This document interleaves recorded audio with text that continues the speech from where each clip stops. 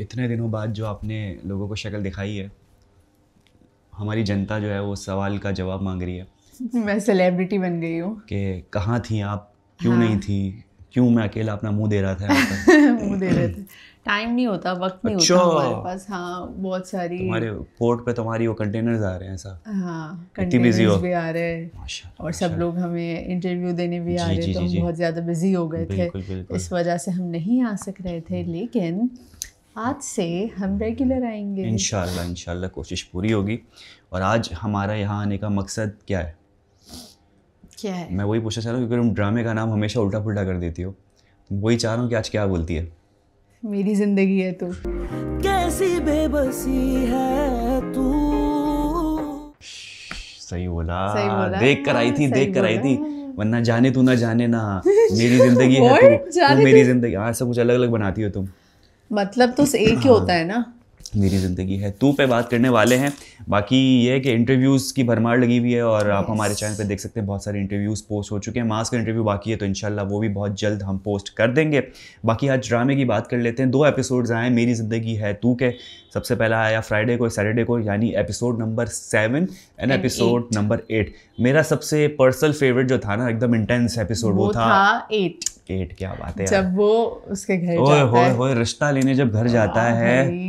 और मेरे सबसे फेवरेट कैरेक्टर कामयार के वालिद साहब और अम्मी जान। नहीं, मेरे सबसे फेवरेट कैरेक्टर जो है वो आयरा के फादर है, आयरा के फादर के जो तो उसको हर बात में बोल रहे थे तो यार मानना पड़ेगा, ये जो सीन लिखा गया ना बहुत ही हाँ। अच्छा लिखा गया, बहुत मतलब ध्यान से लिखा गया। कुछ फ्लॉज थे इसके अंदर कैरेक्टर वाइज अगर मैं कहूँ, कामयार के कैरेक्टर की बात करूँ, लेकिन जो डायलॉग डिलीवरी थी और एक्टिंग थी और वो जो मतलब सिर्फ ये नहीं कि एक इमोशनल और इंटेंस सीन ही चल रहा है, उसमें कॉमेडी भी है, उसमें सस्पेंस भी है, उसमें थोड़ा बहुत जो है वो एक्शन भी है। हानिया आमिर का एक्शन तो हमने देखा होगा, 2 थप्पड़ हो गई। हानिया 2 बिलाल 0, वैसे बनता नहीं है ऐसा से 2 और 0 ना, बिलाल मतलब नहीं सॉरी नहीं।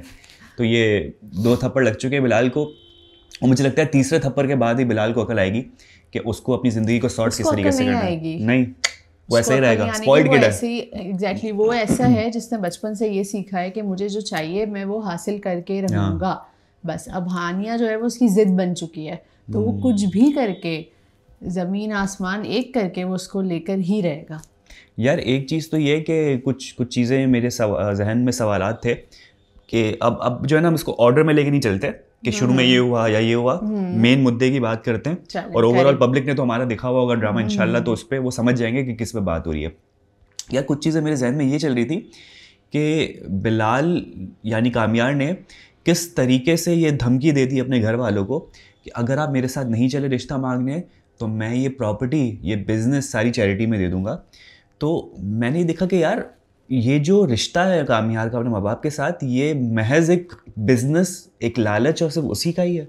मतलब माँ बाप की तरफ से कोई रिएक्शन मुझे ऐसा नहीं दिखा। मतलब गुस्सा दिखा कि भाई कैसे सारा हमारा बिजनेस दे सकता है, लेकिन वो कनेक्शन, वो प्यार मोहब्बत नहीं है अपने बेटे से। वो नहीं होगा कनेक्शन, क्योंकि देखें हर रिश्ता जो होता है ना हुसैन, वो 2 वे होता है। हाँ। आपने जब बचपन से ही अपने बच्चे को वो प्यार और मोहब्बत, वो अटेंशन नहीं दिया तो ऑब्वियसली अब वो बड़ा हो गया है तो वो क्यों आपको रिटर्न में चीज़ें देगा। तो ना ही उसके पेरेंट्स उससे ये एक्सपेक्टेशंस रखते हैं कि रिटर्न में कुछ आएगा, और उसको भी ये पता है। इस वजह से उसने इस तरह की धमकी दे दी कि अपने माँ बाप को बस ज़बरदस्ती, ये ज़बरदस्ती की बात हुई ना। आप किसी को फोर्सफुली सर पे गन रख के कह रहे हो कि चलो चलो, और वो लोग भी कुछ नहीं कर सकते क्योंकि वो अपने बेटे को सबसे अच्छा जानते हैं। उनको पता है कि ये कुछ भी कर सकता है। शुरू से उसकी यही आदतें रही है बचपन से। तो यस, उनका कनेक्शन इसी तरह का है और उनके बीच में कुछ इमोशनल कनेक्शन नहीं है। दादी तो चलो इस चीज़ में इन्वॉल्व थी क्योंकि दादी ने जब विंक किया ना उसको, तो समझ में आ गया था कि ये सब चीज़ें प्लान जो है दादी के साथ डिस्कस हो चुका है और दादी की रजामंदी है इसके साथ। अब मुझे अगर ये पता है कि मेरी वेल विशर से मेरी दादी ही है, तो मैं अपना केस स्ट्रॉन्ग करने के लिए जब रिश्ता मांगने जाऊँगा तो मैं दादी को ले जाऊँगा, क्योंकि मुझे पता होगा कि ये जो मेरे माँ बाप चल रहे हैं ना, वो बराए नाम चल रहे हैं, सिर्फ वो मेरी धमकी की वजह से चल रहे हैं। तो वो कॉन्ट्रीब्यूट नहीं करेंगे जो नहीं किया, जो बिल्कुल सही नहीं किया। बनता था, वो अब्बा जान को देखा था, वो रिश्ता मांगने नहीं आए हुए थे, वो लग रहा था किसी हॉलीडे में आए हुए। ऐसे कैसे? हाँ। वो जो शर्ट पहना हुआ था उन्होंने, अम्मा फिर भी लग रही थी प्रॉपर जो है वो एक रिश्ता मांगने वाले, क्योंकि वो आंटी का है कि आंटी बोलती कि मैं सब चीज़ मेंटेन करके चलूँ। अंकल तो आए हुए थे यूं करके बैठे हुए थे और फिर जो हो रहा है भाई देख लो, जो मुझे उससे कोई मतलब नहीं है। और जो बॉडी लैंग्वेज थी एक्टिंग में, आंटी की अंकल की जो नज़रें झुकी हुई थी, जो कि देख भी नहीं रहे थे, दूर से एकदम कंट्रीब्यूट भी नहीं कर रहे थे, वो एक्टिंग बहुत ज़्यादा कॉम्प्लीमेंट कर रही थी कि भाई ज़बरदस्ती लाया हमें। उन्होंने एक वर्ड तक नहीं कहा यार, कुछ भी नहीं कहा कि हम अपने बेटे के लिए आए। वो वेट कर रहा था, वो कह रहा था ये तो बोले आप लोग हाँ। बातें करें आपस में, लेकिन नहीं। और कामयार का भी जो एक कैरेक्टर दिखाया ना, मुझे लगता है कि कुछ बेवकूफ़ाना जो उसकी हरकत दिखाई है, यानी इमेच्योरिटी दिखाई है, तो मुझे लगता है उम्र के इस हिस्से में इस किस्म की शायद हरकत लोग ना करते हों। आई डोंट नो, शायद करते हों, लेकिन इस तरीके से कहना कि मैं बोर्ड का चेयरमैन हूँ, ठीक है, ये फ्लेक्स मारना और फिर इस किस्म की बातें करना, मतलब इस उम्र में जब आप शादी करने जा रहे हो, रिश्ता मांगने जा रहे हो, तो थोड़ी बहुत तो अक्ल होती है कि लड़की के बाप को ये नहीं दिखाना चाहिए कि मैं क्या कुछ कर सकता हूँ। आयरा के फादर जब उससे ये कह रहे थे कि तुम्हारे पेरेंट्स एग्री है, इस तरह की कोई बात हुई थी, तो उसने कहा कि नहीं, इनका मसला नहीं है, मैं हैंडल कर लूंगा, क्योंकि मैं किसी खाते में नहीं लिया। हाँ, तो उसको इतनी समझ नहीं है, रिश्तों की कदर नहीं है, रिश्तों की कदर नहीं है, उसको इतनी समझ नहीं है कि जब रिश्ता मांगने जाते हैं तो आप किस तरह से, किस जेस्चर के साथ जाते हो। ये भी बोला कि मैं अलग भी हो जाऊंगा। आयरा को मेरे माँ बाप या कोई चीज़ समझ में नहीं आती, ये चीज़ डोंट गो वेल, तो मैं अलग भी हो जाऊंगा और मैं जो हूँ बेदखल भी कर दूंगा, क्योंकि सारी प्रॉपर्टी मेरे नाम पर है, मैं बोर्ड का चेयरमैन हूँ। उस पर जो वो था ना, तो ये जो सिर्फ तो था ना, बहुत बड़े बड़े चमाट थे कामयार के मुंह पे कि भाई तो मतलब तू बहुत बड़ा बिग शॉट होगा। लेकिन यहाँ पर सबसे मेन चीज़ है रिश्तों की कदर करना, कि आप जितने भी मटेरियलिस्टिक, जितने भी बिग शॉट हो, कि आपके बहुत पैसा है, लेकिन पैसा मैटर नहीं करता, और जो आपका रिश्ता है, जो आपका ट्रस्ट है, जो पूरी ज़िंदगी लेके चल रहा है, वो मैटर करता है। वो कितना अच्छा डायलॉग था जिसमें बाप ने बेटी को बुला के कहा कि अगर मेरी तरबियत अच्छी है तो तुम उसको मना कर दोगी। और कितना understanding father, not just Ayra के केस में, फलक के केस में भी। आयरा के केस में बोला कि अगर तुम कर भी लोगी इस मनुष्य से शादी तो भी मुझे मसला नहीं, मुझे अपनी तरबियत पे डाउट होगा, लेकिन अगर तुमने मना किया तो दुनिया की कोई ताकत भी तुम्हें मजबूर नहीं कर सकती इससे शादी। बिल्कुल। इतना अंडरस्टैंडिंग फादर इस सोसाइटी में कहाँ मिलता है? ये पूरी फैमिली ही बहुत अंडरस्टैंडिंग है, क्योंकि जब हमने देखा कामयार की जो मदर है वो आयरा के घर आती है उसकी शिकायत करने के, भाई आपकी बेटी ने क्या किया है फारिया की वजह से, तो तब भी इस पूरी फैमिली ने यार इतना कामली ये पूरी सिचुएशन को हैंडल किया है। मतलब कोई गुस्सा नहीं हुआ, किसी ने कोई ऊंची आवाज में बात नहीं की। ये चीज मुझे बहुत अपीलिंग लगी उनकी। भाई बिठा दिया, बोले आए बैठ के बात करते हैं, वरना तो वो कहती है बाहर निकलो। मतलब हम अगर अपनी सोसाइटी में देखें तो इस तरह का अगर कोई सीन हो जाए तो क्या हम उन्हें अंदर भी आने देंगे? अंदर तो पहले घुस नहीं सकते, अव्वल तो आप घुस कैसे गए अंदर? ये थोड़ी सा फ्लॉ था इसके अंदर, नहीं घुस सकते किसी घर के अंदर ऐसे डायरेक्ट। उन्होंने तो भाई तमीज से उनको बिठाया, और आयरा की सबसे अच्छी चीज, उसने बहुत अच्छी तरह से सारी चीजें एक्सप्लेन कर दी। और कामयार की जो अम्मा है उन्होंने भी बहुत सुकून से उसकी बात मुझे लगा कि कामयार की अम्मा इंप्रेस भी हुई आयरा से। हुई है मुझे भी ये लगा। हाँ, वरना अक्सर पहले भी बहुत सारे ड्रामों में इस तरह के सीन्स दिखाए गए हैं, तो होता यूं है कि लड़के की जो माँ होती है ना, वो गुस्सा हो जाती है, बहुत ज़्यादा भड़क जाती है कि तुम्हें पैसों की लालच है, ये है वो है। लेकिन यार उसने ऐसा कुछ भी नहीं कहा, और इवन आयरा ने बहुत अच्छे क्लियरली अपनी एक्सप्लेनेशन दी है। तो यार ये तो चल रहा था, एक दो लोग बड़े अच्छे, काफ़ी अच्छे बड़ी बन चुके हैं एक इंसिडेंट के बाद। इश्तियाक और कामयार ऐसे बड़ी बने कि उठा के ले जाते, बोलता अरे क्या हो गया, आ जाओ बैठते बैठते सलाह मशवरे चल रहे हैं। मतलब एक आपने उसकी सेटिंग पहले तो ख़राब की, ठीक है, फिर सेटिंग जो इश्तियाक साहब की सही भी कर दी आपने। तो उस सेटिंग को सही करने के बाद आपकी दोस्ती तो ऐसे हो गई है कि वो गाड़ी लेकर आते हैं अपनी फॉर्च्यूनर पड़ाटो, उस पर आप बैठ के चले जाते हो, उसको मशवरे दे रहे हो 10 मिनट तक, वो कहता है पेंडुलम बने हुए हो। हाँ। तो इतनी आपकी अच्छी अंडरस्टैंडिंग होगी। थोड़ा बहुत मुझे इस पर फ्लॉ लगता है कि इतनी अच्छी दोस्ती नहीं होती किसी की, कि एक बंदे ने आपकी नहीं होती भाई, आप बिलीव भी नहीं कर सकते कहाँ उठा के ले जा रहा है मुझे, भाई ऐसे कैसे बैठ जाओ। ये दोस्त कोई ऐसा हो जो बहुत बचपन से आपको जाता है ना, वो आपके साथ फौरन से बैठ जाए। क्योंकि बिलाल ने आते हुए क्या बोला, आ जाओ बस इमरजेंसी हो गई है, कोई काम बहुत जरूरी काम है, और उसने कहा चलो वो समझ रहा है मरीज के पास कोई ले जा रहा है। ऐसा डॉक्टर नहीं होता, आप डॉक्टर नहीं थे, फिर अगर इतनी अकल है आपकी तो फिर आप पे ये डॉक्टर सूट नहीं करता। आपने देखा कि जब वो उसको मशवरा दे देता है तो वो कहता है ठीक है चलो मैं जा रहा हूँ, कहता है मुझे तो छोड़ दो। हाँ, ये फनी चीज है काफी इसके अंदर अच्छी है। मतलब ये जो पंच लाइन है ना, बहुत छोटे छोटे कॉमिक एलिमेंट अच्छे। एक वो आपको आपने सुना होगा, नौकर आके कहता है सर आपका पार्सल है 35,000 का, बोला 35,000 का, अब 3,50,000 का। तो कहता है कि मैं अगर पढ़ा लिखा होता तो आपका मुलाजिम होता है कि वहाँ बिलाल की शक्ल देखने वाली थी ना, कि बात तो सही कर रहा है भाई, बहुत ही लॉजिकल बात कर रही है। उसकी बात वो थी कि अब जब अपने माँ बाप के पास जाता है कि मुझे आयरा के घर रिश्ता लेके आना है और आप चलेंगे, तो बाप कहता है मैं नहीं चलूंगा, कोई अपने लिए नया बाप ढूंढ लो। तो अम्मा कहता है वो अम्मा से कहता है अम्मा चले फिर बाप ढूंढने। अरे इतना फ्रैंक हुआ है बिलाल और कितनी तफरियाँ चल रही होती है, एक दूसरे को जो डायलॉग मारे जा रहे होते हैं। तो ये कॉमिक एलिमेंट इस ड्रामे को जो ना खूबसूरती और निखार रहा है इसके अंदर। माना बहुत सारे फ्लॉज हैं, लेकिन ये छोटी छोटी चीज़ें, ये स्टोरी लाइन, ये पंच लाइन, ये सीरियस डायलॉग्स इसको एक कंप्लीट ड्रामा बना रहे हैं। अच्छा, फिर हमने एक बहुत अच्छी चीज़ देखी, इश्तियाक की फैमिली बहुत प्यार से फलक के घर आती है प्रॉपर्ली रिश्ता मांगने, और उनको रिश्ता मिल भी जाता है। यार उसे एक चीज़ मुझे समझ नहीं आई यहाँ पे, कामयार ने जब इश्तियाक के फादर को वो लेटर दिया था और कहा था कि डॉक्टर इरफान ने करवाया है, वो तो उन्होंने कोई बात ही नहीं की और थैंक यू भी नहीं कहा। प्लॉट था वो, इतना अच्छा प्लॉट था कि उसको अगर स्टोरी लाइन में इनकॉर्पोरेट किया जाता ना, कि जैसे वो रिश्ता के लिए आए हुए हैं, तो वो अच्छा मुझे पता क्या लगता है, वो सीन कब इनकॉर्पोरेट होना चाहिए था, जब वो फोटो सेशन के लिए नहीं बैठे हुए थे, हानिया सबके साथ ग्रुप फोटो ले रही होती है, मेरे ख्याल से एंगेजमेंट की फोटो है, तब कहीं ना कहीं वालिद साहब को, फलक के वालिद साहब को कहना चाहिए था कि वैसे भाई साहब बहुत शुक्रिया आपने जो मेरी पोस्टिंग का काम किया, और उसको फिर उस रिएक्शन से देखना चाहिए था। हाँ, फ्यूम करके, और वो बात आप वहीं काट देते। हाँ, इस तरह आप कुछ कर देते, लेकिन आपको वो ऐड करना चाहिए था कि आपको ये, आप शुक्रिया अदा भी कर रहे हो कि आपकी पोस्टिंग करवाई है। तो ये पब्लिक के लिए काफ़ी एक अच्छी ट्रीट होती है कि हाँ भाई वो चीज़ इनकॉर्पोरेट की, और जो अंकल है वो बड़े कंफ्यूज है कि मैंने क्या कर दिया, भाई डॉक्टर साहब कंफ्यूज हो जाए मैंने कौन सी पोस्टिंग लगवाई। तो यानी आप दिखा सकते थे कि वो पूछने जा रहा है और फिर चलो भाई फोटो चेंज हो रहा है, आपके ग्रुप सेटिंग चेंज हो रही है, तो कुछ कर सकते हैं। मैं वेट कर रही थी कि ये वाला सीन आएगा, लेकिन ये नहीं आया। और अच्छा ये भी देखो रेजिस्टेंस भी कितनी थी कि सबसे पहले आंटी ने कॉल की थी फलक की अम्मी को कि हम जो है हमसे गलतफहमी हो गई, हम आना चाह रहे हैं, फिर वो बात वहीं की वहीं रह गई। फिर आंटी ने अंकल से बात की, हाँ मतलब डॉक्टर इरफान से बात की फलक की अम्मी ने, और फिर भी डिले था। लेकिन फिर जब इश्तियाक के अब्बू कॉल करते हैं फलक के अब्बू को, तब जाके बोलते हैं कि भाई ठीक है वो मिलने आना चाह रहे हैं, वो बात करना चाह रहे हैं, तो चलें बुला लेते हैं। तो 2-3 दफ़ा कॉल किया, बनता भी, क्योंकि एक लड़की को आपने रिजेक्ट किया है गलत एक रीज़न पे, आप फिर रिश्ता जोड़ने के लिए आ रहे हो, तो इतना लेट करवाना, इतना डिले करवाना बनता है लड़की के बाप का। वो सीन भी बहुत ज़बरदस्त था जब इश्तियाक ने किस तरह से मतलब खूबसूरती से झूठ बोला, वो बता दिया, बहुत जिगरा चाहिए भाई क्या मिसअंडरस्टैंडिंग है, क्योंकि जाहिर है वो बाप है, वो हक रखता है सारी चीज़ें जानने का कि किस मिसअंडरस्टैंडिंग की वजह से मना किया है। और फिर जो वो स्टोरी बनाई है पूरी, वाओ। और आयरा पूछी थी आप ये कामयार की बनाई हुई स्टोरी ना, ये तो कि भाई इसको लड़की से प्यार हो गया तो लड़की ने धोखा दे दिया, तब से इसको लगा कि जो है वो मना कर देगी फलक, लेकिन फलक ने मना नहीं किया, तो फिर मैंने मना कर दिया, मैं जो हूँ वो धोखा खा चुका हूँ एक प्यार में, तो फिर से नहीं कहना चाह रहा था या उसकी मोहब्बत में डूबा हुआ था। तो ये बहुत बड़ा है ना, दिल गुर्दा चाहिए इश्तियाक का इस तरीके से फिर से अपनी बेइज्जती की। पहली बार तो माँ बाप के सामने बेइज्जती हुई, कामयार ने करवाई कि भाई इसको प्यार हो गया था, लड़की ने धोखा दिया, वहाँ एक तो जलील हुआ।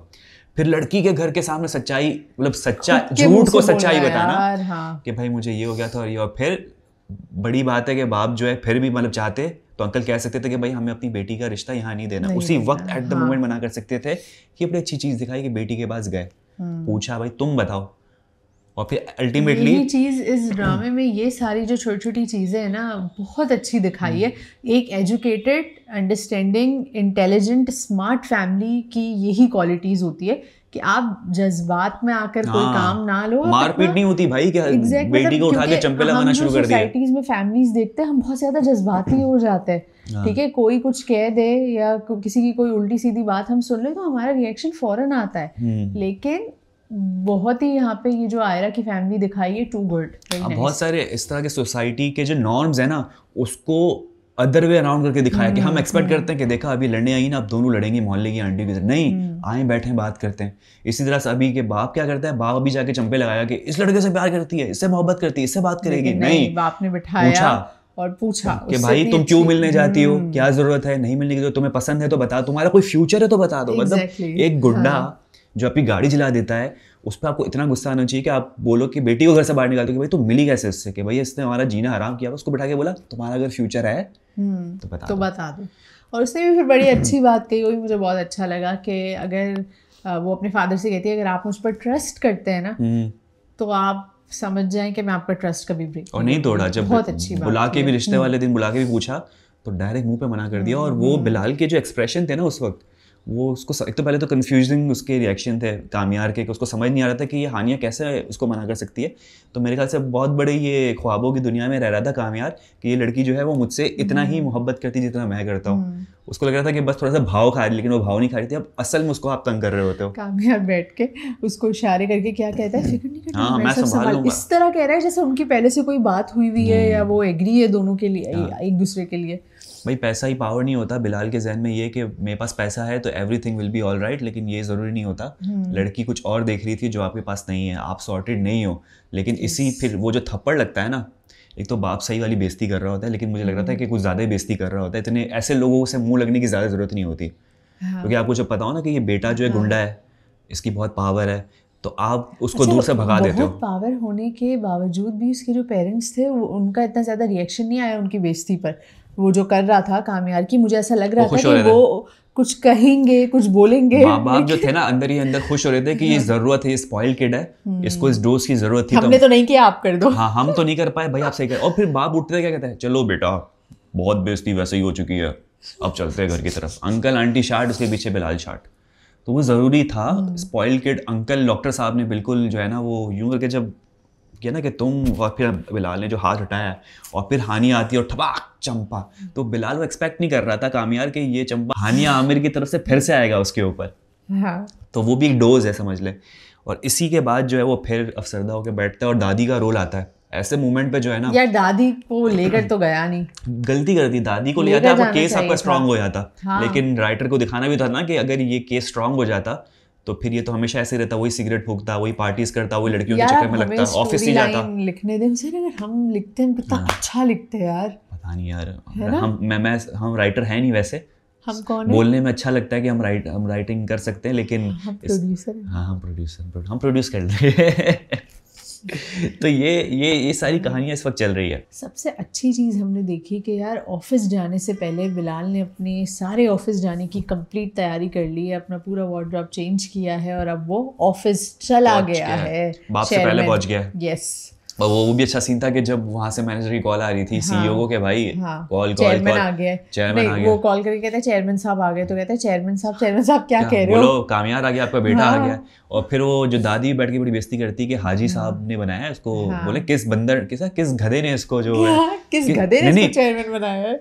किसने इस गधे को नॉट अपने बाप को तो गधा नहीं बोलेगा ना, हाजी साहब ने बनाया। तो बोला कि इस गधे को किसने बना दिया? बोला तुम्हारे बाप ने बनाया, हाजी साहब ने। तो चेयरमैन बना के गए उसको। अच्छा, यहाँ पर एक और ट्विस्ट भी था, तुम्हें अगर याद हो, एक और चीज़ रिवील हुई है कि जो कामयार के अब्बा हैं उनका भी कोई ऐसा रिलेशन चला है जिसकी वजह से आंटी नाराज़ है। जब वो नहीं आके बैठता है तो कहती है कि कुछ रिश्ते ऐसे होते हैं जिसको उसी नहीं वो कहती है लड़की के चक्कर में अक्सर लोग अपना सब कुछ गवा देते हैं ऐसा। तो वो तो कहता है कि अगर मैं सही भी होना चाहूँ तो भी लोग मौका कहाँ देते हैं, भुलाते नहीं है। जब अगर आपसे कोई गलती हो गई और लोग भुलाए ना, तो हमें पता चलता है कि ये जो अम्मा और अब्बा के दरमियान कामयार के जो एक डिफरेंस है वो इस वजह से कि अब्बा की ज़िंदगी में कोई लड़की आई थी जिसकी वजह से दरारें आई है, और अब इन दोनों के दरमियान तब से जो है वो रिलेशन अच्छा नहीं है, जिसकी वजह से मेरे ख्याल से बिलाल को भी प्रॉपर ध्यान नहीं मिला एज अ चाइल्ड और वो ऐसा ग्रो हुआ है। तो ये चक्कर था लड़की का जो अब्बा और अम्मी और बिलाल की ज़िंदगी ख़राब हो गई है। हाँ, एक और चीज़ यार मुझे एक बात बताएं, ये फारिहा की अम्मी की जो कॉल्स आती है बार बार, पीछे कुछ है कहानी, क्या सीन है ये आगे आपको पता चलेगा। अच्छा, मुझे पता है क्या लग रहा था, आई डोंट नो ये वही आंटी तो नहीं है? आप कौन सी आंटी समझ रहे हो? जिसका अंकल के साथ चक्कर चला है? नहीं मैं पता क्या बोल रही थी, वो जब कॉल पे बात कर रही थी ना, उसकी आवाज पता है किसकी जैसी लग रही थी? आयरा की माँ। आप नोटिस करना। ये कहाँ ले आई है भाई ट्विस्ट? मुझे पता है कि ये नहीं हो सकता है, आयरा की अम्मी नहीं हो सकती भाई। लेकिन आयरा की अम्मी की आवाज वैसी ही थी जो कि फारिया की मॉम की आवाज है। मुझे ऐसा लगता है, आपको क्या लगता है? कि शमून अब्बासी की जो वाइफ है, नहीं वो तो किसी और के साथ है वैसे, और उसका हस्बैंड भी बाहर है। लेकिन कोई सीन होगा उसे, इस वजह से ये दिखा आगे हमें पता चलेगा, क्योंकि अगर एक कॉल आ रही है और बार बार उस पे इन्फोर्स किया जा रहा है कि ये कॉल है और डिस्टर्ब है आंटी, और आंटी फिर कॉल भी काट देती है, तो वो आंटी आपको बहुत जल्द आपकी टीवी स्क्रीन पर नजर आएगी किसी कैरेक्टर के साथ। कुछ ना कुछ तो उसका क्या हो सकता है। पता लगाओ दया, कुछ तो गड़बड़ है के साथ। नहीं डॉक्टर नहीं भाई, क्या हो गया भाई? नहीं, बहुत आगे तक तुम बहुत ही एकता कपूर वाला ट्विस्ट मार दिया तुमने। लेकिन वो आप सब फिर से वो ड्रामे में जाके वॉइस जो है वो उनकी सुनिएगा, कि वो मुझे बिल्कुल उसकी आवाज़ आयरा की अम्मी जैसी लग रही थी। बाकी जो वो ऑफिस पहुंच गए हैं, तो मुझे एक चीज़ समझ में नहीं आ रही कि बिलाल साहब ने कहा, कामयार साहब ने कहा कि मैंने जो है वो लेट आने वालों को नोटिस भिजवा दिया, उनको उनकी सैलरी कट हो जाएगी। मुझे बताओ कौन सा चेयरमैन है जो HR के काम कर रहा है इस वक्त? इतने पैटी काम क्यों कर रहा है वो? Yes. आप चेयरमैन हो, आप बाप को board तो ये of कह रहे हो कि directors आपकी हो। वजह से 4 करोड़ का लॉस हुआ, करोड़ की बात कर रहे हो, और ये जो पेरोल पे आप टैक्स बचा रहे हैं। हाँ ये देख लो पाकिस्तान का टैक्स सिस्टम देख रहे हो कि लॉस दिखा के टैक्स बचाओ। अंकल पूरी ट्रिक समझा रहे हैं सबको, ये होता है एक्चुअली में।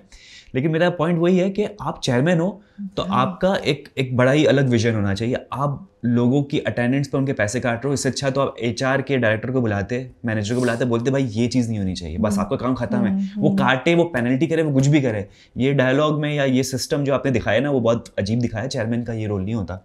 हाँ, बोर्ड ऑफ डायरेक्टर्स की मीटिंग बुलाई, फिर फारिग किया, अब्बा को फिर अपॉइंट किया। बोर्ड ऑफ डायरेक्टर्स में से कोई भी नहीं है, सिर्फ अब्बा है, अब्बा को फिर से अपॉइंट किया। क्योंकि अब्बा पे उसको भरोसा है कि अब्बा को काम भी दिया ना कि अब आपने रीअपॉइंट करने, आप उनकी लिस्ट मेरे साथ शेयर करें। अब अब्बा जो है थोड़ा सा परेशान है कि भाई ये हमेशा आता है, और क्योंकि पिछला एक्सपीरियंस ऐसा है ना अब्बा का, जब आता है ऑफिस रेनोवेट कराता है, फिर सो जाता है, चला जाता है, तो ये एक्सपीरियंस बुरा है, तो अब्बा को ऐसा लगता है। लेकिन अब्बा खुश होगा कहीं ना कहीं अगर ये अपनी पटरी पर चढ़ जाए, तो कौन बाप खुश नहीं होगा। इसका ट्रैक रिकॉर्ड अच्छा नहीं है, लेकिन अगर इस बार इसने कंसिस्टेंसी रखी अपने चेयरमैनशिप में, तो ये बहुत आगे जा। अब मैं जानना ये चाहता हूँ कि हानिया के साथ तो इसकी अभी कट्टी हो गई है, हानिया की तरफ से, ठीक है, एकदम सब एंड हो गया। अब ये जो सुधरेगा, ऑफिस जाएगा, पार्टीज नहीं करेगा, सुलझा हुआ इंसान बनेगा, तब हानिया से इसका लिंक बनेगा कैसे, वो मैं सोच रहा हूँ। मैं बताऊँ? हाँ, डॉक्टर इश्तियाक। हो सकता है डॉक्टर इश्तियाक से उसका बड़ी बन गया है, बड़ी जो है ना वो समझाएगा आपकी आयरा को। Doctor Ishtiaq plus doctor Ishtiaq की होने वाली बीवी यानी आयरा की बहन भी मदद करेगी, क्योंकि आपने हमारा रिश्ता संभाला, तो हमें जोड़ा, तो हम आपका रिश्ता बनाएंगे। तो ये मुझे आपकी प्रेडिक्शन अच्छी लगी। देखते हैं कि नीलोफर की प्रेडिक्शन आगे सच होती है कि नहीं होती, क्योंकि मुझे लग रहा है बड़ी बड़ी स्ट्रॉन्ग प्रेडिक्शन आपने दी है। जानने के लिए देखिए नीलोफर और हुसैन का रिव्यू बिल्कुल ऑन एंड तो सही से कर दो, एंड तो इसका नाम तो चेंज करो। अच्छा हाँ, हम चैनल का नाम चेंज करने जा रहे हैं, तो प्लीज आप सजेस्ट करें अगर आपको कोई नाम कुछ ऐसा नाम हो जिसपे हुसैन भी आ रहा हो, नीलोफर भी आ रही हो। सिर्फ हुसैन दनानी अच्छा नहीं लगता ना, इनका भी बहुत बड़ा किरदार है, मुझसे ज्यादा किरदार है, तो कुछ ऐसा नाम हो कि क्यों मुझसे ज्यादा नहीं, मैं आपको अपलिफ्ट कर रहा हूँ मैं तो, वैसे तो मेरे ज़्यादा। हाँ, तो कुछ ऐसा नाम हो जिसपे दोनों का कुछ ना कुछ आ रहा हो, तो कुछ नाम सजेस्ट करें, तो उस पर फिर हम कुछ चेंज करने का करते हैं सीन। और लड़खवातीन और हज़रात, ये था हमारा आज का रिव्यू भी करते हैं। आपको पसंद आया होगा, यूट्यूब चैनल लाइक करें, सब्सक्राइब करें, अपना बहुत ज़्यादा ख्याल रखें, कमेंट करें। कुछ लूप होल्स आपका फीडबैक हो तो ज़रूर कमेंट बॉक्स में बताएं, हम डिस्कस करेंगे वहाँ पर। क्या पता हमने कोई चीज़ ना देखी हो जो आपने देखी हो। अपना बहुत ज़्यादा ख्याल रखिएगा। अल्लाह हाफिज़।